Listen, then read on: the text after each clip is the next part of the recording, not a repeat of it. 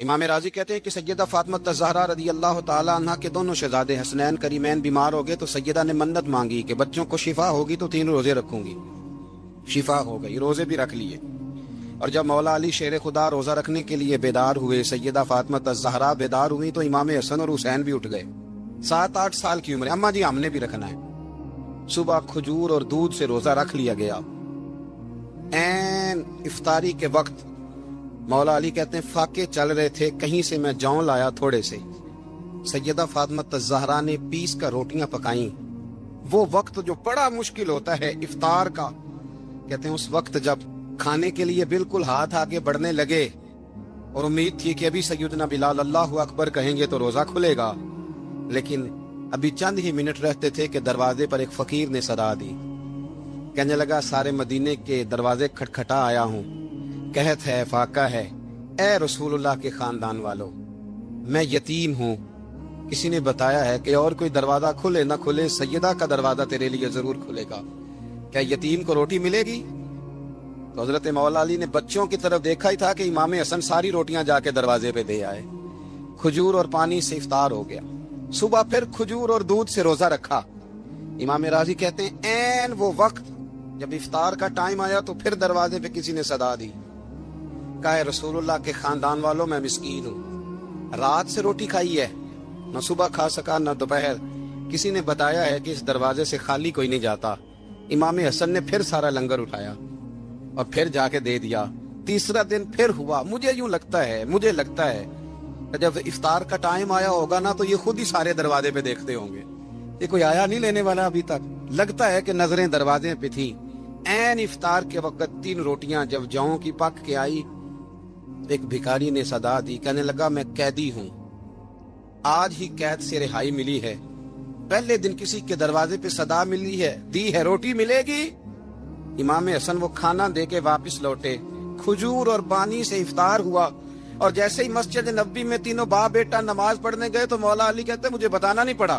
رسول کریم نے میری طرف دیکھ کے فرمایا علی تیرا، فاطمہ کا، حسن اور حسین کا 3 دن والا عمل خدا کو بھی بڑا پسند آیا ہے اور محمد مصطفیٰ کو بھی بڑا پسند آیا، بڑا پسندیدہ عمل. میں کہتا ہوں کہ حضرت فاطمہ نے نا ان کی تربیت پہلے ہی کر دی تھی. 3 دن بغیر افطار کے روزہ رکھنے کی وہ ٹریننگ گھر سے ہو چکی تھی. اب میدان کربلا میں 3 دن بھوکا پیاسا رہنا ان کے لیے مشکل نہیں تھا. وہ تو ان بچوں کے لیے مشکل ہوتا ہے جو کھانا دیر سے پکنے سے برتن توڑنے شروع کر دیتے. وہ بچے بلیک میل ہوتے ہیں جن کو ایک وقت ان کے پسند کا کھانا نہ ملے تو وہ گھر میں جو ہے وہ ادھم شروع کر دیتے ہیں. جن کی ماں نے عادت ڈالی ہو کہ بیٹا 3 دن بھوکے پیاسا رہنا ہوا تو رہ لینا لیکن کسی بھی باطل کے ساتھ کمپرومائز نہ کرنا، ان کے لیے اتنا مشکل نہیں تھا. ان کی تربیت ہوئی، ان کی ٹریننگ ہوئی، پھر اللہ نے ان کی سیرت میں رنگ بھرے، ان کے کردار میں حسن آیا، وقار آیا. حضرت امیر معاویہ رضی اللہ تعالیٰ عنہ نے ایک شخص کو بھیجا مدینہ منورہ شام سے. تو اس نے کہا میں نے امام حسین سے ملنا ہے، تعارف کیا ہے؟ جناب امیر معاویہ فرمانے لگے مسجد نبوی میں جانا جس کے گرد لوگ سب سے زیادہ ادب سے بیٹھے ہوں اور جس کی باتیں سب سے زیادہ میٹھی ہوں اور جس کی نظریں سب سے زیادہ جھکی ہوں اور جس کے چہرے پر تمہیں سب سے زیادہ وقار نظر آئے وہی علی کے بیٹے حسین ہوں گے. جو سب سے زیادہ تمہیں وہاں ماحول کے اندر جو شخص نظر آئے پوچھنے کی ضرورت نہیں پڑے گی. تو شخص کہتا میں مدینے آیا تو میں نے واقعی ایک شخص کو دیکھا، شہد کے گرد مکھیوں کا اتنا ہجوم نہیں ہوتا جتنا امام حسین کے گرد رسول اللہ کے غلاموں کا ہجوم تھا. لیکن نظریں جھکی ہوئی، باتیں میٹھی، لہجہ گداز، لفظوں میں رانائی. اور لوگ کئی باتیں پوچھتے تو علی کے صاحبزادے ایک آدھ جملہ بولتے تو لگتا یہ کہ وہ جملہ سیدھا دل میں اترتا چلا جاتا ہے.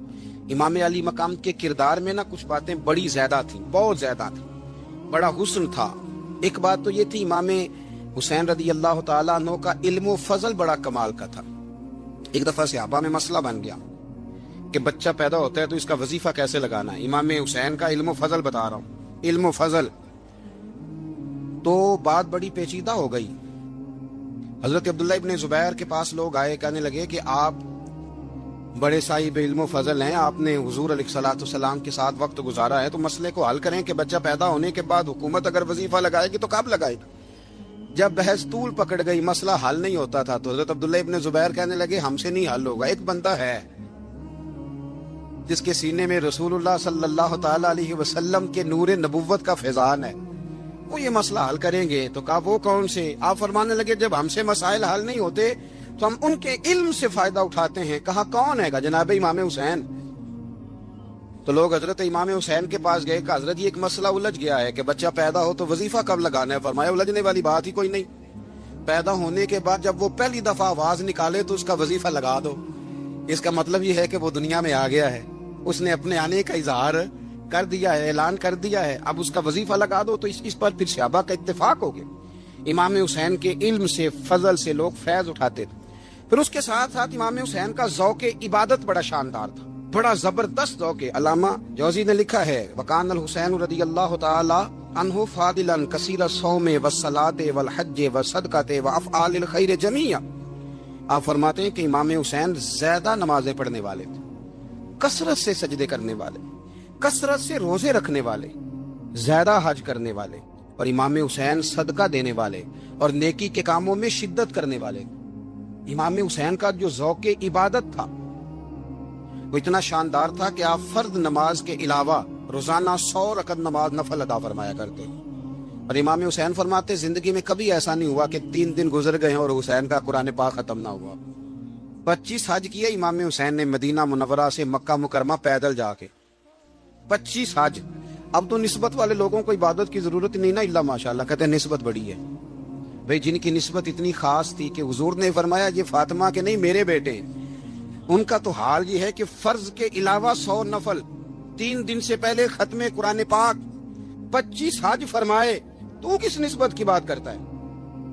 یہ نسبتیں تو ہیں جو انسان کو عبادت کے قریب کرتی ہیں۔ لوگوں نے معیار ہی بدل دیا ہے۔ حضرت سیدنا امام حسین کی شہادت کے بعد حضرت عبداللہ ابن زبیر رضی اللہ تعالیٰ عنہ نے قاتلان حسین سے خطاب کیا اور فرمانے لگے اللہ کی قسم تم نے اس شخص کو شہید کیا ہے جو راتوں کو لمبے لمبے قیام کرتا تھا، اور تم نے اس شخص کو شہید کیا ہے جس سے میں دن میں جب بھی ملتا تھا تو وہ روزے سے ہوتا تھا۔ تم نے اس شخص کو شہید کیا جو قائم اللیل تھا، صائم الدہر تھا، اس شخص کو تم نے شہید کیا۔ آپ کو پتہ ہے کہ میدان کربلا میں جب 9 محرم کو ابن سعد نے امام حسین سے کہا کہ جنگ کرو، اگر یزید کی بیعت نہیں کرنی تو امام حسین نے فرمایا 1 رات کی مہلت دے دو، 1 رات کی مہلت دے دو۔ حضرت امام زین العابدین کہتے ہیں میں نے اپنے والد گرامی سے عرض کی کہ ابا جی آپ جہاد سے دور جانے والے تو ہیں نہیں، آپ تو جہاد سے پیار کرنے والے، اور یہ بھی پتہ ہے مجھے کہ یہ جنگ اب ہو کے رہے گی، تو 1 رات کی مہلت دینے کا معنی کیا ہے؟ بھئی کل بھی لڑنا ہے اور رات بھی لڑنا ہے، تو ابا جی 1 رات کی مہلت۔ تو سیدنا امام حسین رضی اللہ تعالیٰ عنہ فرمانے لگے بیٹا رات کی مہلت اس لیے لی ہے کہ میں آج رات کھل کے اپنے رب کی عبادت کر لوں، میں استغفار کر لوں، میں لمبے سجدے کروں۔ اور کہا زین العابدین تو جانتا ہے نا کہ مجھے نماز سے، تلاوت سے، دعا سے اور استغفار سے بڑا پیار ہے۔ نماز سے مجھے پیار ہے، دعا سے مجھے پیار ہے، استغفار سے مجھے پیار ہے۔ فرمایا بیٹا میں نے اس لیے نہیں کہ میں چاہتا ہوں 1 رات اور دنیا میں رہوں۔ تو امام زین العابدین فرماتے ہیں امام علی مقام نے سجدے پہلے بھی بڑے کیے، پر 9-10 کی درمیانی رات جو ان کے سجدے تھے وہ میں نے کبھی نہیں دیکھے۔ فرماتے ہیں تیمم کے ساتھ وہ رات کی جو عبادتوں کا رنگ تھا وہ میں نے کبھی نہیں دیکھا۔ امام علی مقام کا عبادت کا ذوق تھا، شوق تھا، لذت تھی۔ آپ یقین کریں ایسے ایسے عجیب بہانے ہم لوگوں کہتے ہیں میرا نماز میں دل نہیں لگتا، تو میں کہتا ہوں تیرا گپ شپ میں کس طرح لگتا ہے، تیرا موبائل پہ کیسے لگتا ہے بھائی؟ یہ تو بھائی ذوق کی بات ہے۔ امام حسین کہتے ہیں مجھے قرآن پاک سے پیار ہے، مجھے تلاوت سے پیار ہے، مجھے دعا سے پیار ہے، مجھے استغفار سے پیار۔ بھائی جس کو جس چیز سے پیار ہوگا دل لگ جائے گا۔ ہم نے کبھی پیار کیا ہی نہیں اس سے، جن چیزوں سے پیار ہے وہاں دل لگ جاتا ہے۔ یہ ایک بہانہ ہے، ورنہ کثرت سے عبادت کرنا، ذوق پیدا کرنا، یہ تو اہل اللہ کا طریقہ ہے۔ والذین یبیتون لربہم سجدا وقیاما، رب کے بندوں کی علامت یہ ہے کہ وہ راتیں سجدے اور قیام میں گزار دیتے ہیں۔ تو امام حسین کی سیرت کا کمال ہے کہ ذوق عبادت رکھتے تھے۔ دوسری بات جو امام علی مقام کی سیرت میں بڑی شاندار ہے وہ یہ ہے کہ سخی بڑے تھے۔ ایک قول سنانا ہے آپ کو امام حسین کا، اور خواہش میری یہ ہے کہ میرے حاضرین اور ناظرین اس قول کو رٹا لگا کے یاد کریں، اس قول کو इंशाअल्लाह। ये कौल जो इमाम हुसैन का है ना जी, ये जिस दिन मुझे मिला था ना तो मैंने भी रटा लगा के याद किया था, और मेरे पास जितनी डायरियां हैं शायद मैंने सब में लिखा है। इमाम अली मकाम रदी अल्लाह ताला अन्हु फरमाते थे, अल्लाह की रिजा के लिए किसी शख्स की एक हाजत पूरी कर देना 1 महीना मस्जिद में एतिकाफ करने से ज्यादा दर्जा रखता है।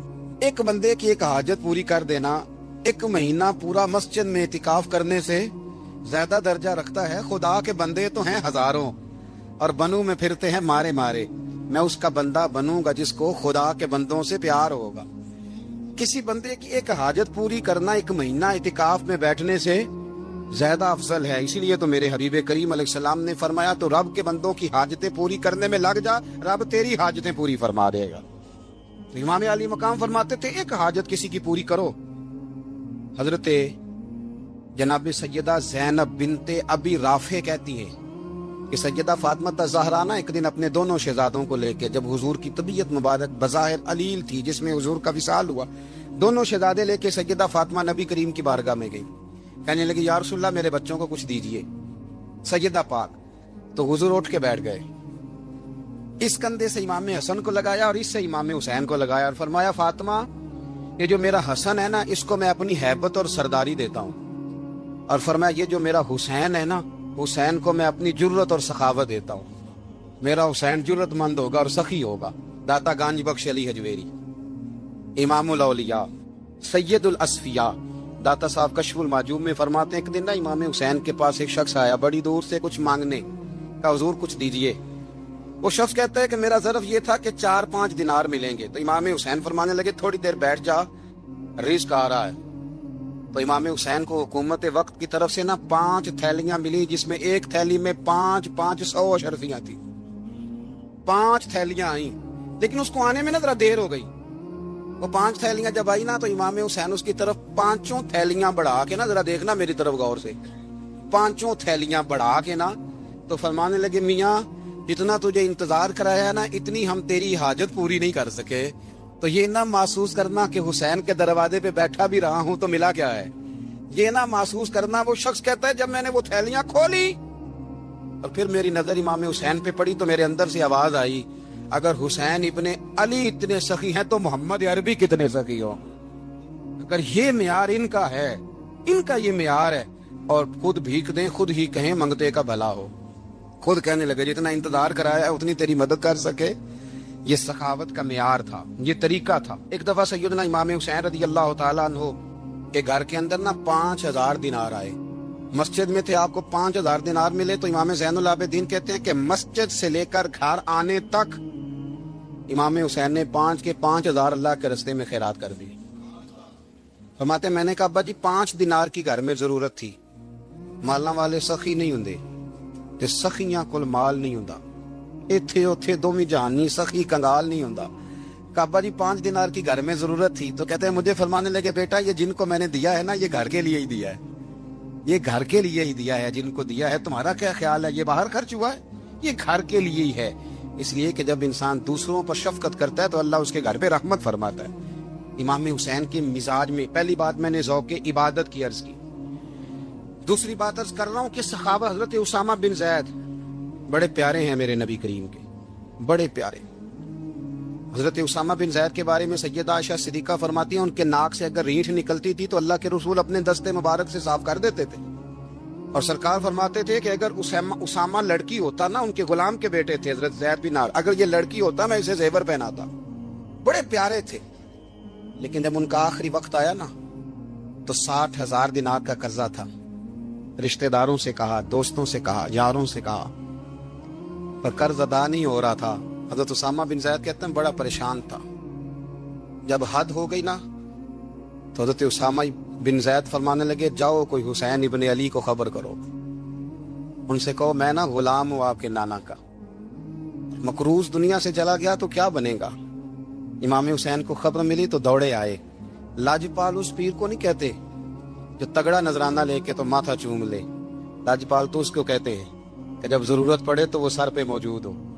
हजरत सैयदना इमाम हुसैन तशरीफ लाए तो जनाब उसामा बिन ज़ैद रो पड़े, कहने लगे, हुजूर मैंने ना गुलामी की है आपके नाना की, اور اس غلامی پہ ناز ہے، اب 60,000 دینار کا قرضہ لے کے دنیا سے جاؤں گا تو میری قبر پہ بوجھ رہے گا۔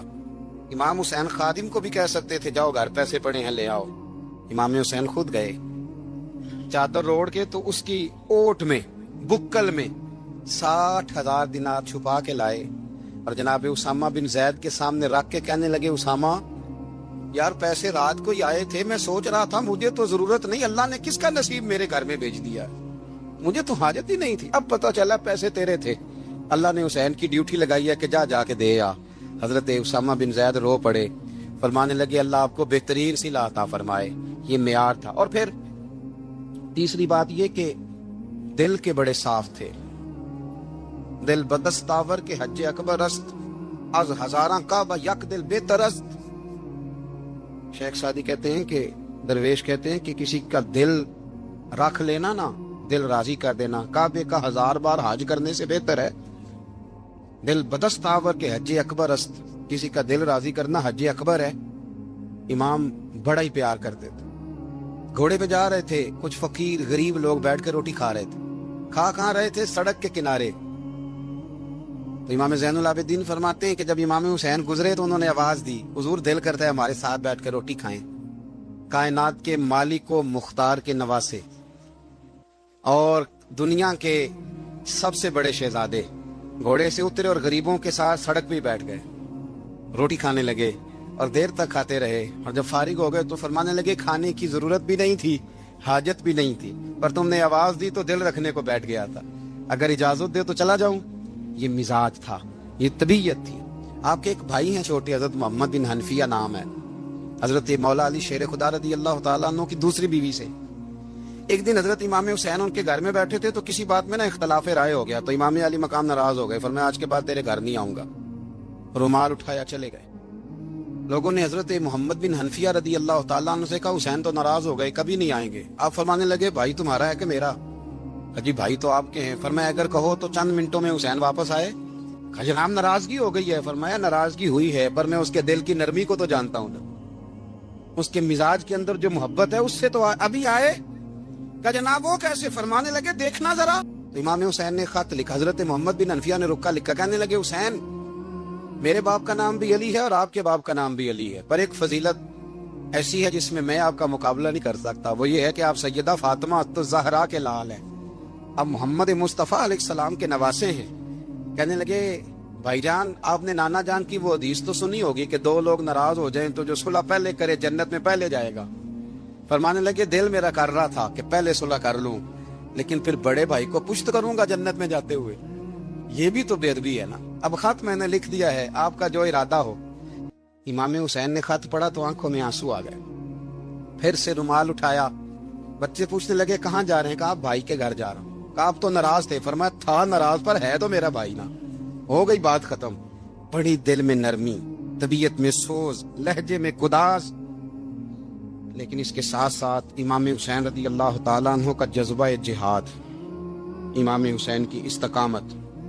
آج لوگ ادھر ہوتے ہیں جس طرف ہوا کا رخ ہوتا ہے،